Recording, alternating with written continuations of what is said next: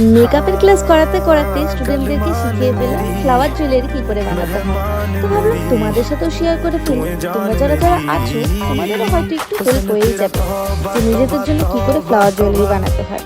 আমার সেই দিন ছিল ক্লাসে ডেমনস্ট্রেশন লুক, সেদিন আমার ফ্লাওয়ার জুয়েলারির প্রয়োজন ছিল।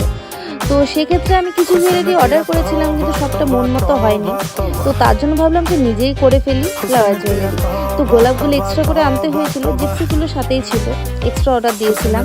দেখতে দেখতে খুবই তাড়াতাড়ি জুয়েলারিগুলো রেডি হয়ে গেছিলো। খুবই সুন্দর লাগছিল, সামনাসামনি আরও দারুণ লাগছিল। তোমরা যদি চাও মিডল কিন্তু যে কোনো পার্লস অ্যাড করতে পারো জিপসি না দিয়ে। তো যাই হোক, ছোটোবেলা থেকে কিন্তু আমি হাতের কাজ করা, ছবি আঁকা এইসব কিন্তু খুব ভালোবাসতাম। আজ সেই জন্যই হয়তো মেকআপটাকে এতটাই ভালোবাসতে পেরেছি। ভিডিওটা কেমন হয়েছে কমেন্ট করে কিন্তু অবশ্যই জানাবে। আর হ্যাঁ, বন্ধুদের সাথে শেয়ার করতে একদম ভুলো না। এরপর দেখা হচ্ছে নেক্সট ভিডিওতে। টাটা।